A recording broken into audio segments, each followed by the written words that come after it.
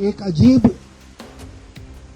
खौफ का वातावरण है, डर और भय का वातावरण है पूरे देश में।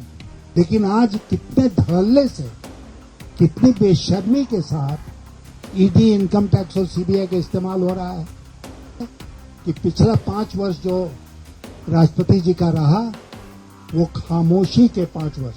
अटल बिहारी वाजपेयी की सरकार में एजेंसियों का इस तरह का दुरुपयोग, कोई किसी तरह का दुरुपयोग, वो अटल जी सहमति के आधार पर आगे बढ़ना चाहते हैं। ये सरकार टकराव के आधार पर आगे बढ़ना चाहती है। दोनों में मौलिक फर्क जो है, लेकिन अगर सरकार को इतनी ही चिंता है कि उस वर्ग का उत्थान हो, तो मैं तो प्रधानमंत्री जी से निवेदन करूंगा कि वो अपना पद छोड़ दें और द्रौपदी मुर्मू जी को प्रधान। बहुत बहुत धन्यवाद अध्यक्ष जी, हुड्डा जी और हमारे मीडिया के मित्रों। जैसा आपको बताया गया, मैं अपने चुनाव के अभियान के दरमियान आज यहां पर आया हूं और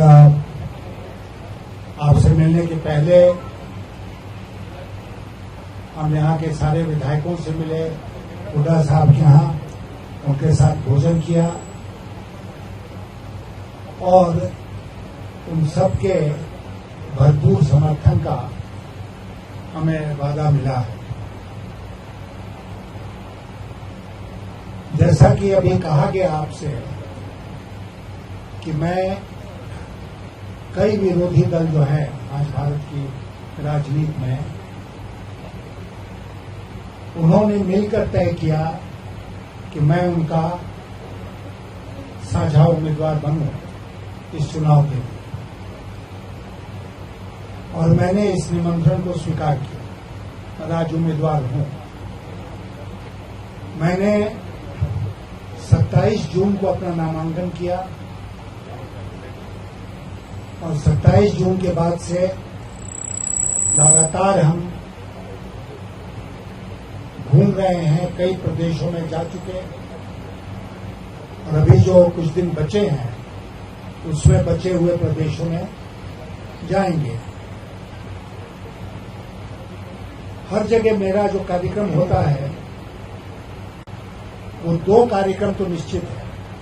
नंबर 1 कि वहां जो समर्थक विधायक हैं उनसे हमारी मुलाकात होगी, जैसे आज यहां पर हुई, और दूसरा जहां मैं जाता हूं वहां पर मीडिया से अवश्य मिलता हूं, चाहे खबर छपे या ना छपे।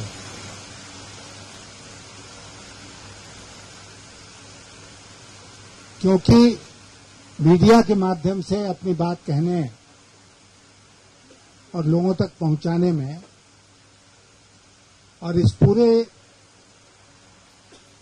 ये पूरा जो चुनाव है उसका संदेश लोगों तक जाए, उसमें ये बहुत कारगर है। तो हम लोग इसलिए ऐसा कर रहे हैं कि, और मान लीजिए कि नेशनल इंटरनेशनल न्यूज नहीं बने, कम से कम लोकल न्यूज बनेगी और जिस अभियान में हम जुटे हैं उसका संदेश जनता तक पहुंचेगा।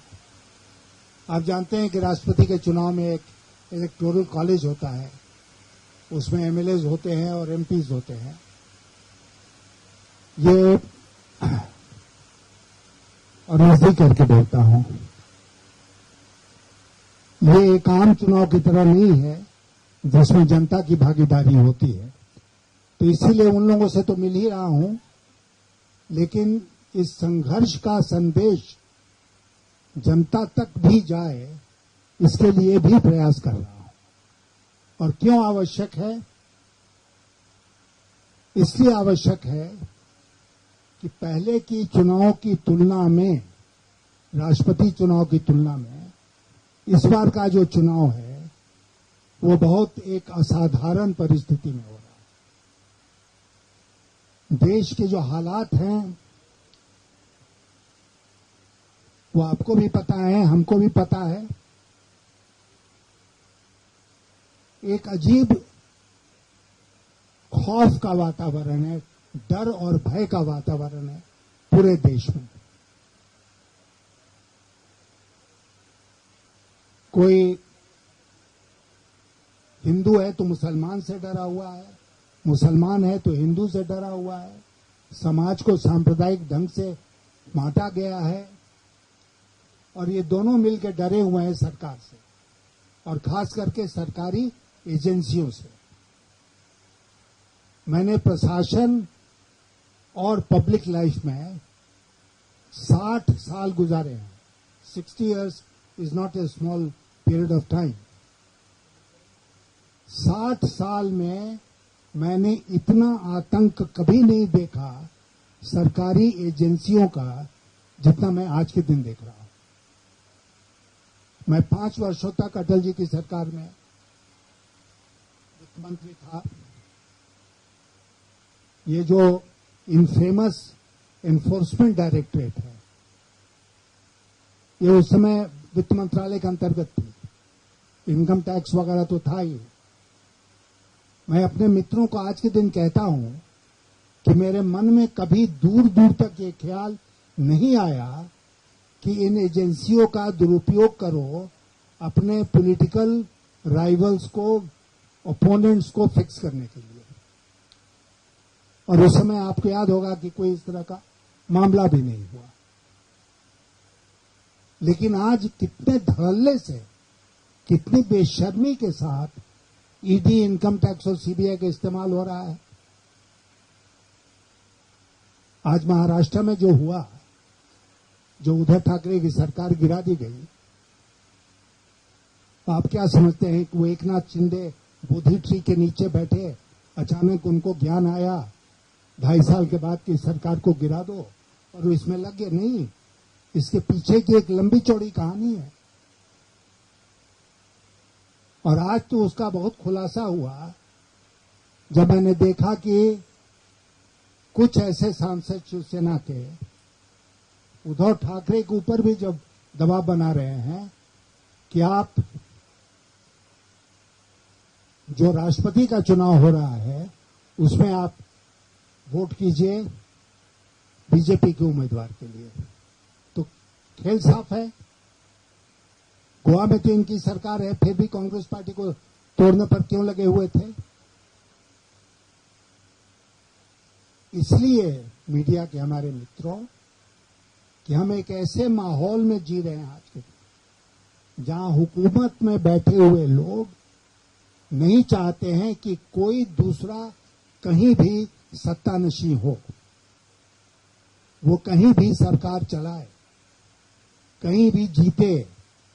अगर जीत कर आता भी है जनता के आशीर्वाद से, तो उसको गिराया जाता है अनेक साधनों का दुरुपयोग करके, जिसमें सरकारी साधन।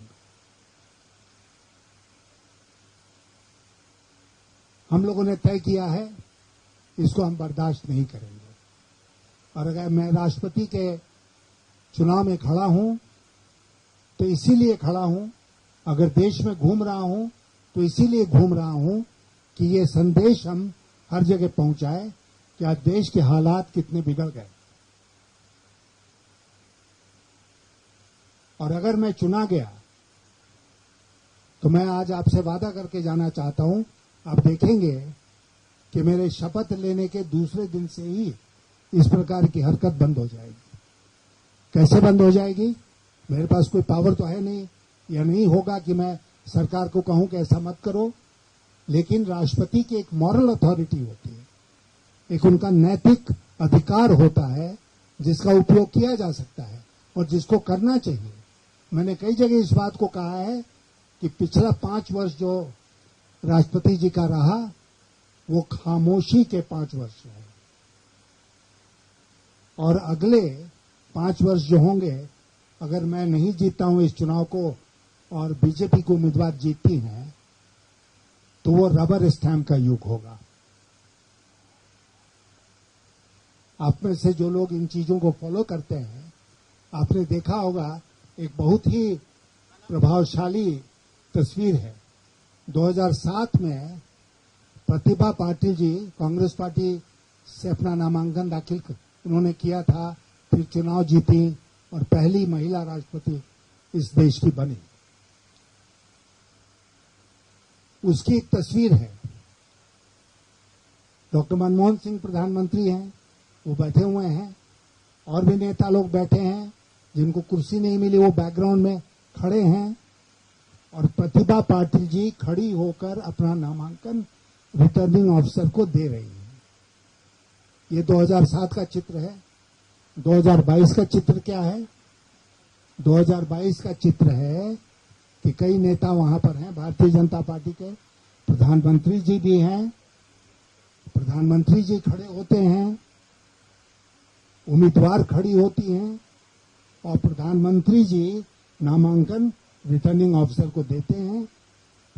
उम्मीदवार अपना नामांकन खुद नहीं देती हैं। तो ये जो दृश्य है, ये आने वाले 5 वर्षों की कहानी पहले से ही बता देता है कि क्या होने वाला है। राष्ट्रपति का पद संविधान का सर्वोच्च पद है। राष्ट्रपति के पद की बहुत गरिमा होती है, और अगर उसका कोई उपयोग है apart from being the formal head of state, तो उसका ये है उपयोग कि वो उन शक्तियों का, उस मॉरल अथॉरिटी का उपयोग करें और इंश्योर करें कि सरकार सही रास्ते पर चले, टकराव से नहीं, बातचीत से। और राष्ट्रपति अगर प्रधानमंत्री को बुलाकर कोई मशविरा देता है तो किसी भी प्रधानमंत्री के लिए उसको पूरी तरह से नकारना मुश्किल होगा। तो इसीलिए चुनाव आज महत्वपूर्ण बन गया है, और हम पूरे जोर शोर से इस लड़ाई को लड़ने में हमारे उम्मीदवार जो राष्ट्रपति के माननीय यशवंत सिन्हा जी, अध्यक्ष जी, साथीगण, हमारे पुराने साथी कुलकर्णी जी, पूर्व सांसद व पत्रकार बंधुओं, साथियों, हमारी मीटिंग हो गई सीएलपी की। वहाँ सिन्हा साहब थे वहाँ, और सारे 30 विधायक थे वहाँ पर हाजिर। 30 ने ही अश्योर किया है कि पार्टी की जो डायरेक्शन है उसके हिसाब से सब एक वोट, सब 30 के 30 यशवंत सिन्हा जी को देंगे। तो ये आए हैं, इनका मैं आभार व्यक्त करता हूँ कि पहले वहाँ आए, अब पीसीसी में आप लोगों से मिलने के लिए आए हैं।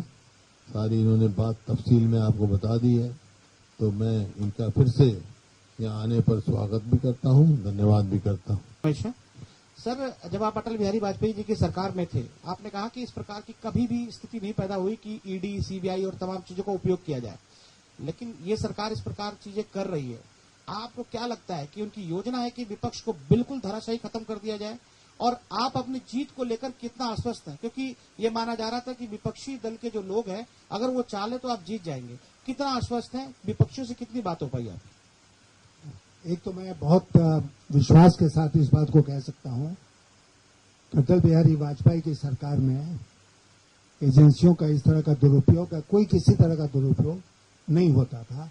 और मैंने आपको बताया कि 4-5 साल तो मैं स्वयं वित्त मंत्री था, और बहुत सारी एजेंसियां हमारे अंतर्गत थी। वो अटल जी सहमति के आधार पर आगे बढ़ना चाहते थे, ये सरकार टकराव के आधार पर आगे बढ़ना चाहती है। दोनों में मौलिक फर्क जो है वो यही है, कॉन्फ्रंटेशन, पहले कंसेंसस, आज कॉन्फ्रंटेशन। आश्वस्त, जहां तक आपने पूछा जीत के बारे में, तो मैं आश्वस्त नहीं होता तो इस बुढ़ापे में नगरी नगरी द्वारे द्वारे क्यों दौड़ता। इसीलिए दौड़ रहा हूं कि मैं आश्वस्त हूं, और मैं आज यहां आपको बता के जाना चाहता हूं कि जो दृश्य आपको सामने दिख रहा है ना, उसके पीछे भी एक दृश्य है।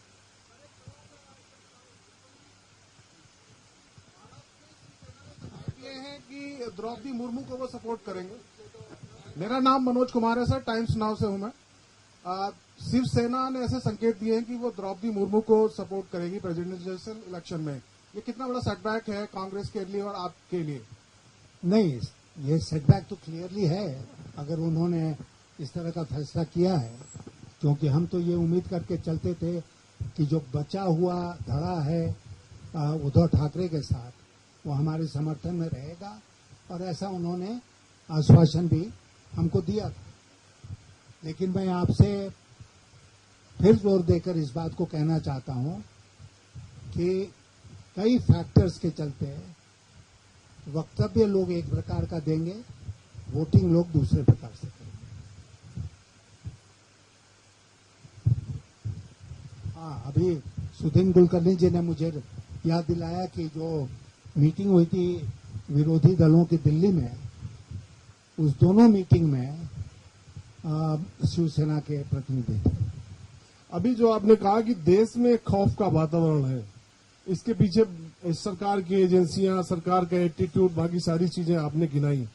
मेरा सवाल ये है आपसे कि ये इस स्थिति का सोल्यूशन आप कैसे देखते हैं, बावजूद इसके कि बेरोजगारी है, इकोनॉमी के इस हालात में है। आपको क्या लगता है कि ये स्थितियां कब तक सस्टेन करेंगी, और क्या सत्ता परिवर्तन 2024 में आपको नजर आ रहा है, या चीजें आगे जाने वाली हैं? और देखिए, मैं एक बात बताता हूं आपको, आपका भी अनुभव होगा, मेरा भी अनुभव है कि जब पॉलिटिकल सिस्टम फेल होने लगता है तो लोग सड़क पर उतरते हैं। अब पॉलिटिकल सिस्टम में गवर्नमेंट है, पॉलिटिकल सिस्टम में ऑपोजिशन है।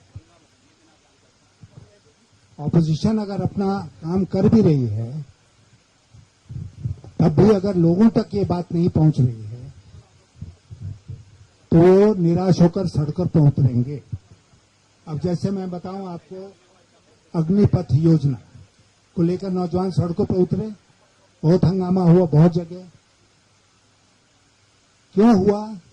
इसलिए कि पार्लियामेंट सेशन में नहीं है, वहां कोई बहस इसके बारे में नहीं हो रही थी, जिससे लोगों को लगे, पार्टियों के स्टेटमेंट्स आए इसका विरोध करते हुए, लेकिन लोगों को लगा कि ये नाकाफी है, इसलिए लोग खुद सड़क पर उतर गए। बेरोजगारी और महंगाई, बेरोजगारी को लेकर तो लोग सड़कों पर उतरे हैं कई जगह। महंगाई को लेकर भी सख्त नाराजगी है लोगों के मन में, लेकिन सरकार ने सांप्रदायिकता का दुरुपयोग करके इसको दबाने का प्रयास किया है। और आप और हम जानते हैं इस बात को कि अगर हम अंदर से नाराज भी हैं किसी बात को लेकर, तो हम सोचते हैं चलो कोई बात नहीं है, ये सरकार उस समुदाय को तो ठीक कर रही है, फिक्स कर रही है, दबा रही है, तो उससे हमको संतोष होता है। जैसे नोटबंदी में क्या हुआ, हमको कोई लाभ नहीं हुआ, मैं गरीब हूं, लेकिन हमको लगा कि अमीरों को दबाया, ये गया मैसेज, तो हम भी खुश हो गए। कैसे दबाया गया, क्या हुआ? 6 साल के बाद मैं आपसे एक सवाल पूछता हूं कि मुझे बताइए कि कौन सा बड़ा काला धन नोटबंदी के चलते इस देश में पकड़ा गया? मेरी जानकारी में तो कोई नहीं है, चाहे विदेशों में चाहे देश में। लेकिन नोटबंदी का एक दूसरा असर जो हुआ वो बहुत घातक हुआ कि जितना काला धन था देश में, वो सारा का सारा बैंकिंग सिस्टम में आ गया और वाइट हो गया। सर इधर सर प्लीज। सर, मैं पवन कुमार हूं, जनता टीवी न्यूज चैनल से। सर, मेरा सवाल ये है कि जब एनडीए की उम्मीदवार द्रौपदी मुर्मू चंडीगढ़ आई थी अपना वोट की अपील करने के लिए, तब जो बीजेपी के लीडर हैं या तमाम जो नेता हैं, उनका यही कहना था कि एनडीए ने जो राष्ट्रपति पद के लिए उम्मीदवार चुना है, वो उम्मीदवार एक आदिवासी क्षेत्र से, एक दलित है और बिल्कुल पिछड़े क्षेत्र से है, महिला को हमने प्रतिनिधित्व दिया है। आपके मुकाबले में जब तुलना की जा रही थी तो ये कहा जा रहा था कि हमने उम्मीदवार ऐसा दिया है जो ऐसा उम्मीदवार है जिसको कांग्रेस के लोग भी वोट करने के लिए मन बनाएंगे, क्योंकि हमने एक दलित और एक महिला को चुना है उम्मीदवार के तौर पर, जो पिछड़े क्षेत्र से। क्या कहना चाहेंगे सर उनके उम्मीदवार पर? देखिए, मैंने पहले भी कहा महिला है, मैं उनका सम्मान करता हूं, लेकिन आपसे एक सवाल पूछता हूं कि जब वो यहां आई थी तो यहां क्या प्रेस कॉन्फ्रेंस किया उन्होंने? नहीं, आपसे पूछता हूं,